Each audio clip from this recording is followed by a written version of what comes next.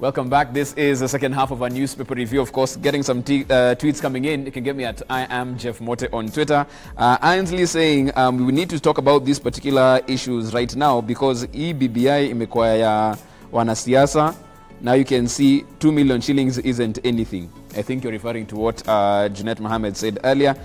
Get you loud and clear on that. Ainsley Kimathi Ngera saying we need to talk about these particular issues in the here and now. Our issues are those of businesses. My business shut down last year and still don't have a solution. Anyway, BBI is onge. Okay, keep them coming in. You can get me at I am Jeff Mote or at KTT4 TV in studio, joined by Honorable Babu Wino, Dr. Duncan Ujwang, and also joining the conversation via video link, we have Millie Luanga. Even before we move from what's happened in the county so far, and it's an interesting question that I was supposed to ask as we came back to the break, but Daktari already spoke about it. Daktari, I'll start with you. Where did it go wrong as far as the county assembly and the DP's plan was concerned? Some people had said it's unpopular. If it gets to the MCAs, this one won't pass. What we are seeing is nothing close to that particular statement. It's not even neck and neck on this one. So what went wrong? No, I think BBI gained some groundswell. In the last couple of weeks? And you know, as Christians we are saying, a part-time Christian cannot defeat a full-time demon. The DP has not given his all to fighting BBI. He was lukewarm on it? Yeah, so what is the message? I was in Kericho County Assembly, and those people had not had any message from him, and therefore they are seeing the momentum. So I don't know whether he just said, let it go, I will catch up with them later, but it looks like at some point there has never been effort or plan to stop it. Mm-hmm. And I think that from where I stand, it appears that BBI will sail through up to referendum and be the law. However, that might not mean that it's a good document, in my view.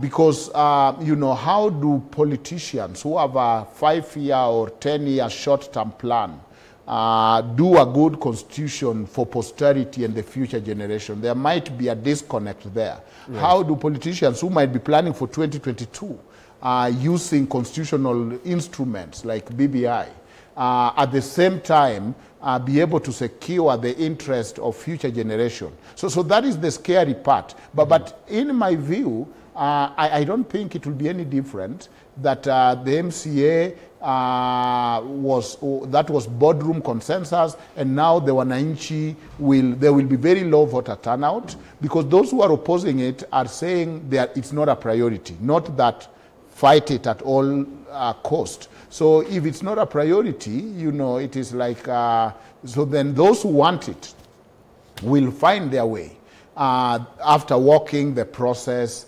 The road is clear, and in my view, I don't think I expect a different response from the ground, that now the Wanjiku will go to ballot and fight this thing and defeat it. Okay. I doubt that. Okay, Millie, I'll have you in on this one as well, because from where it stands at this particular point in time, and even as you look at it, an interesting scenario that Daktari painted here, because we don't have a strong resistance to this particular amendment bill.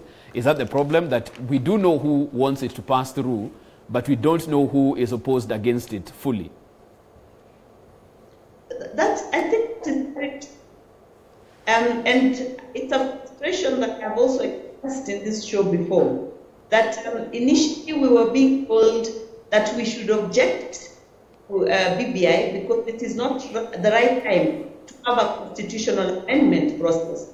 We have been told, for example, that we must protect the Constitution as is and not agree to any amendments.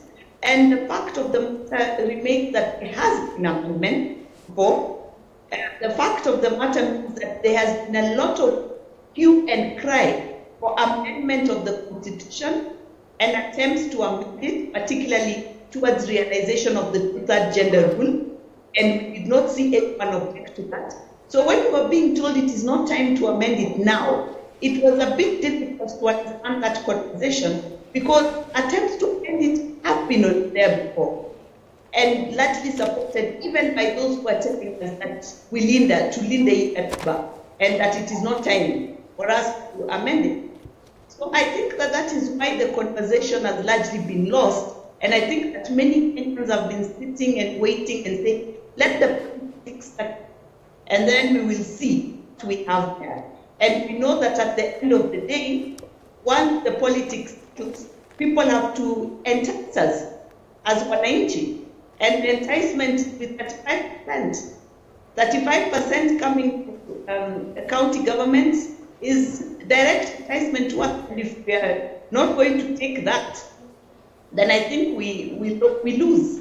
The other enticement to us at wananchi is, I think, the hastened laws to deal with issues of corruption, saying that we will be able to deal with corruption right from investigation through the court system faster. This is a frustration we have faced as Kenyans.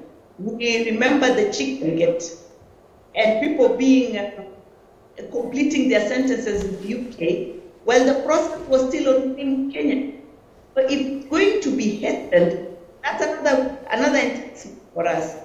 So I think that's the issue, that the politics, the people who are playing politics may not read their cards right by telling us it was not the right time. They didn't give us a good enough reason. Babu, I'll come to you and speak about those particular enticements as well, because in there, we've seen when the political rallies are held, let's speak to the youth demographic. Pretty big across this country, and they're told there's lots in here for you, from, you know, help, grace periods to the youth commission. And some of them ask, Honorable Babu, you know, why are we waiting until then to have it done, when some of those things we can do them right now, Babu? I don't know whether you're still youth or youthful, but this is definitely a part of your constituency. Why? Why the delay in that? Well, others can get their car grants today. Actually, Jeff, first of all, if I may reiterate on Millie's sentiments and Daktari's sentiments, when they were saying that there was no clear opposition of this BBI bill, I can assure you that DP was going around opposing this document. But you never heard him. He always said we have more conversations about it, but never said no. Actually, he had not to say no. But the fact that he was going around saying that we have to sit on the table, when the president and all the stakeholders were brought on board, formed a committee that was dealing with all the matters pertaining the BBI, the questions, and he never participated in that when they were called on the table. Which other table did he want to sit on? So this person was blatantly opposing this BBI. It's only that he's been caught pants down. And why is it pants down? It is pants down because this document is for the interest of the common mwananchi. This document, as you've said, talks about matters youth. The introduction of the National Youth Commission clearly states that all matters pertaining youth, all challenges that youth are facing in this nation shall be resolved through the commission. When you're talking about the tax holiday, the 7-year tax holiday, it never used to be in this current constitution. So we can't implement what never used to be there. We can only implement it once it has been enshrined in the new 2021 Kenyan constitution. So the tax holiday, meaning that a youth will be given an opportunity to set up business, and even if you don't have the capital, you'll be given capital from the youth fund, capital from the women fund, the Wezo fund. Once you start up the business, you'll be given a grace period of 7 years. You do your business, set up business, make your profits, grow, develop. Then after that, you start paying the taxes after a period of 7 years. It can only be implemented once it has been set up. It is not in this current constitution, so we can't implement what we don't have. And but the question I'm asking there is, do we need a referendum for those aspects like you're talking about in terms of the commission and the tax holidays? Do we need to go there, or can we do the same thing where we tell them, okay, fine, this is what we've given you as well to support us as we go down the referendum already road? As we speak, there's something that is going on. For example, there's the youth fund that's going on that's providing loans for the youth. There's the women fund, there's the Wezo fund, and youth are doing businesses in various parts of the country. And the setup of the National Youth Commission actually is a proposal that is going to be in the new constitution. That's why I said it is a process. This is not an event, Jeff. Success is in the pursuit, is not in the achievement itself. So we have to follow this process to arrive to the destination that we require.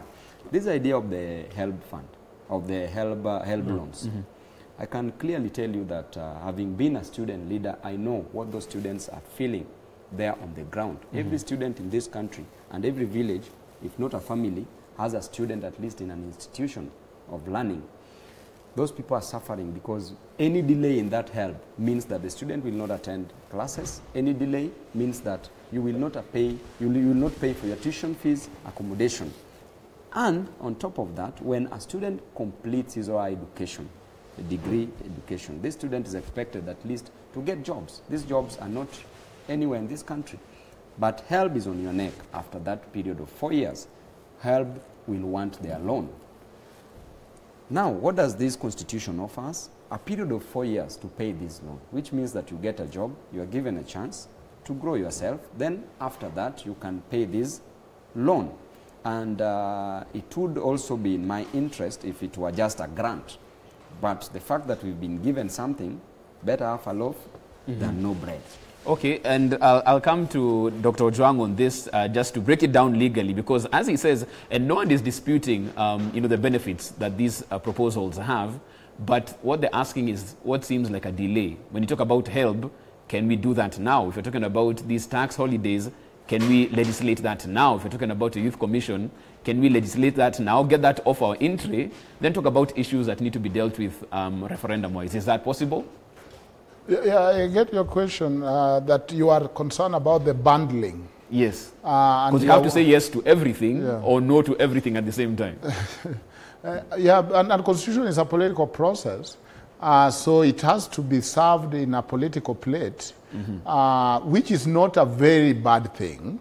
But it is like grown-ups trying to order from a kid's menu.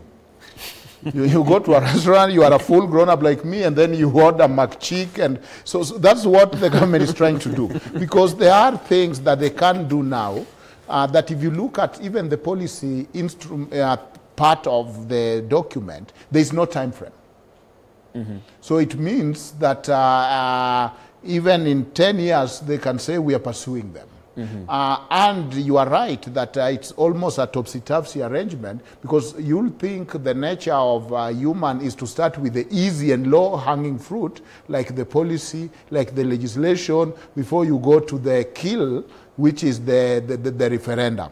But on this one, the government and the proponents are working the hard way, or maybe very convenient, so it's not random.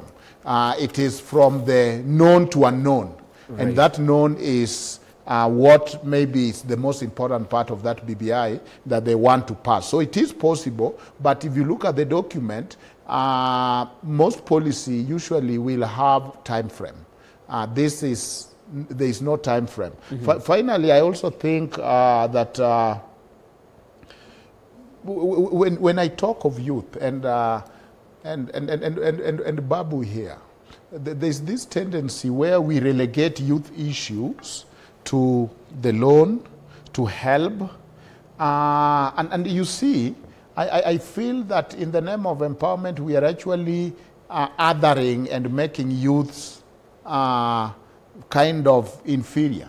When Babu was running direct from university leadership and became an MP, he's an MP for the old, for the young, is articulating all range and gamut of issues. If we talk of devolution, that should be a youth issue. If we talk of whether the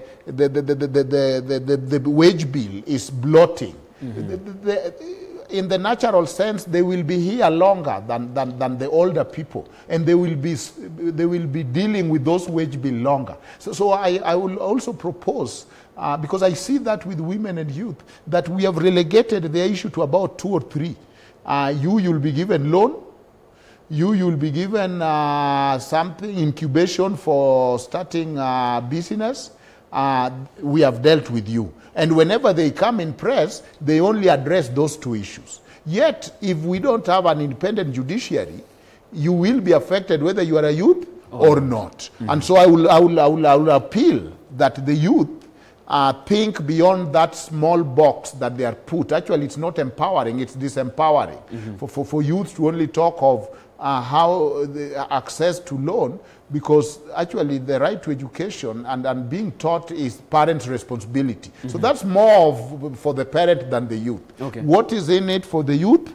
There is a few things, but they don't have a time frame.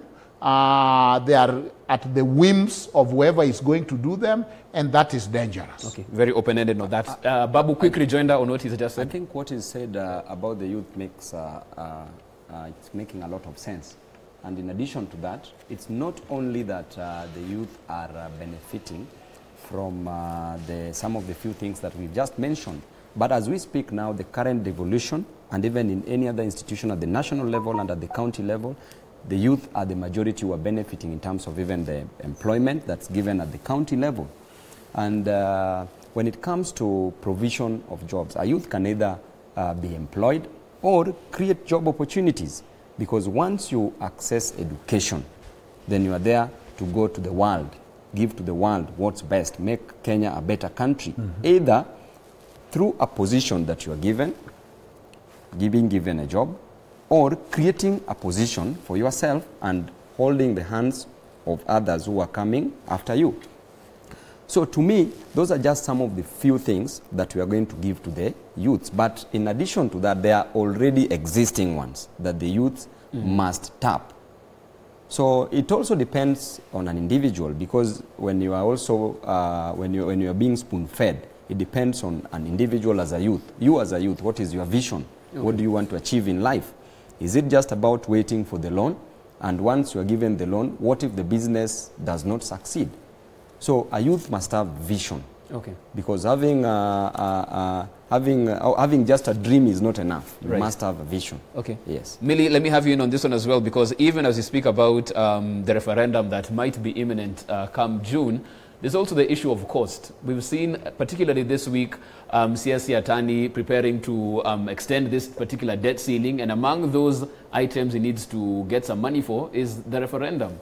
And this public debt issue is one that is spoken about but not completely addressed. How do you deal with this even moving forward? Because some people are saying, when you've just come off a very bad year, not only economically but also health-wise because of COVID-19, and we're taking this money and this focus to a referendum, are we having our priorities right financially as a country?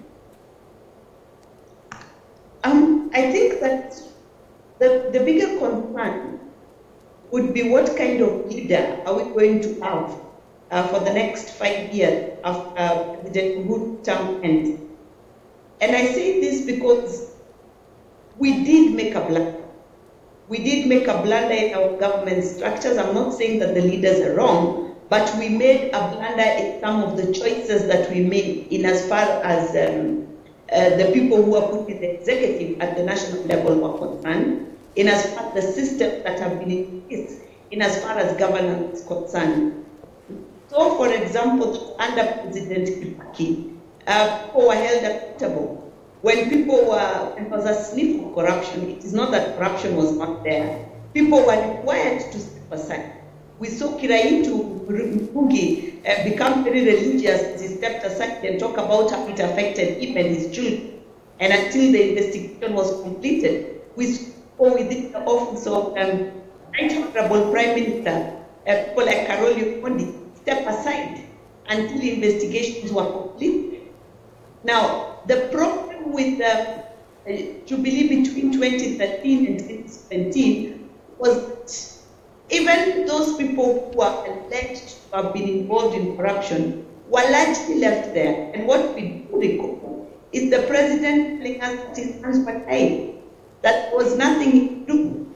So I think that what we need going forward is how are we going to deal with issues of having firm governance in place that's going to make maximum use of the laws and processes that are already in place and those that may come should be bypassed, that will ensure that we are able to lock those loopholes that allow people to use and abuse offices.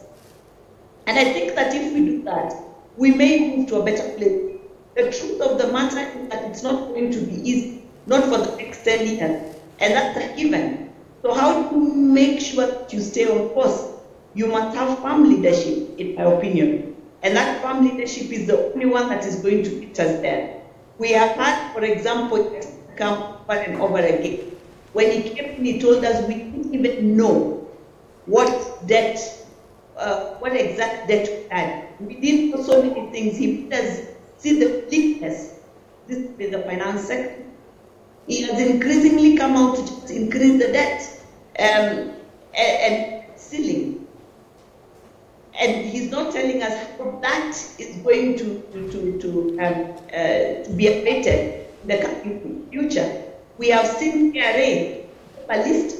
I am tired, and as many Kenyans I know are, of KRA messages and KRA following people trying to make sure that they collect taxes. So, and we know that even if they collect these taxes, it will not sort our issues. Okay. Because 2 billion will disappear per day. So how do we make sure that these things are rectified? We need firm leadership in people. Just firm leadership that is going to say enough is enough.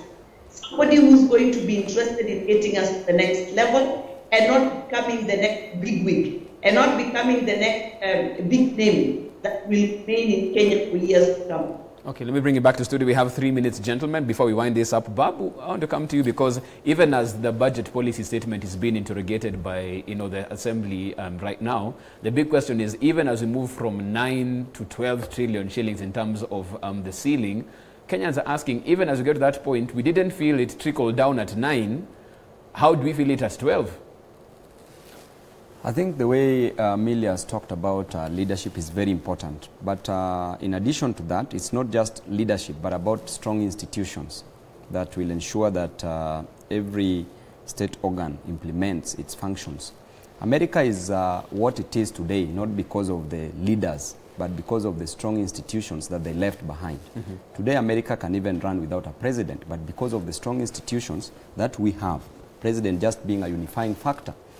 I tend to believe, I want to talk about this issue of the wage bill, that I saw my brother Moses Kuria mentioning that with the introduction of, with the increment of the constituencies will lead to a further increment in the wage bill. I can tell you that with the increment of the number of MPs also does away with majority of the cabinet secretaries, ministers being appointed from the technocrats from outside, which means that ministers are going to be appointed from within parliament. What does that help? That a member of parliament will only earn as a member of parliament, and probably the responsibility allowance, which will be a little allowance, which shall be added on top of that. So a member of parliament will earn only as a member of parliament. What does this tell us about the wage bill? When we are 419 in parliament, now we are 349, with additional 70 constituencies means we are 419. 419 by 600,000 in a month, by 12 months. In a year, we'll be spending around 3 billion. So this 3 billion that they are fighting, their boss himself, through a touch of a button, just an RTGS, 2 seconds, consumed over 40 billion from the Aror and the Kimwarer dam scandal. But when you say their boss, who are you referring to? The DP. Of course. It hasn't been cleared yet. We still have to take back that statement. It's still been investigated. Let me proceed. So you have to withdraw that statement. But let me proceed. Babu, we know on that one. But yes, let's proceed though. Let me proceed. So when you talk about the wage bill, even in the introduction of those number of constituencies means that more money is coming to those constituencies. Better representation. Babu Owino, as a member of parliament, represents over 400,000 constituents in Embakasi East constituency. Another member of parliament only represents 50,000. What does that tell you? That if Embakasi East is split into two, there will be proper representation, more funds at the constituency level, and that trickle-down effect will be felt. Okay. And to just also joke around it also, which is also serious about the trickle-down effect and money reaching the local people, a member of parliament may opt, a male member of parliament may opt to probably sponsor a slay queen, who in return goes to a salon, pays the salonist, who in return has a family to feed, trickle-down effect. A female member of parliament may opt to sponsor a slay queen, a slay king, sorry, and the slay king, who in return has to go to the gym to please the female member of parliament, and the gym instructor will be earning from this person and the gym instructor probably is also consuming 6 to 7 chapatis in a day. And the mama chapati at the ground level will also be experiencing the trickle-down effect. So Dr. John, let me come to you as you wind this up, because I can guarantee you that's the only bite that will do the rounds on social media after this. After all this, That's the only thing they spoke about. So, and the Dr. politicians John, know the right thing. But you see, Babu is being unfair to himself because he articulated his philosophy. And even at that time, I was a lecturer at UON, and I bought that philosophy, that there are two types of people who will be punished. Those who mutilate the Constitution and affect others, but those who watch as the Constitution is being mutilated. Now, conveniently, Babu is taking all the agency from the human being and saying we are in fate. I think, as we talk of wage bill, BBI, we are going to lose money in BBI, but in a more accountable way. We will know where the money has gone. It has gone in the BBI scandal, because to me it is a scandal. This country have lost more in amendments even in history. We start with good constitutions and we mutilate them through amendments. Amendments have never been friend to our constitution. Finally, from even the Lancaster Constitution, it has been amendment. It was amended 32 times. If you look at how the parliament have tried to amend it, remove the Senate, remove the 2/3 gender rule, make president to have power over this and this. So amendment have never been friend to our constitution, and that is the nervousness. Finally. Okay, we have to leave it at that, Daktari, because of time, at this particular point in time. All right. But quite a robust discussion going But I had on a right very there. good point here. I can see you should have started with that one, though. But that's why we draw the curtains as far as our conversation is concerned this morning. Many thanks for making time. Embakasi East MP, Honorable Babu Wino. Asante sana for your time. Thank you. Dean of the School of Law at the African Nazarene University, Dr. Duncan Ojang. Thank you so much for your time and insights as well. And Millie Luanga, as always, join the conversation via Skype, governance expert. Asante sana for your time. As you can see, we do know what will be trending on social media, courtesy of Babu Wino. Stick around for that, of course. We take a short break. We're back on the other side. We get interactive. Don't go too far.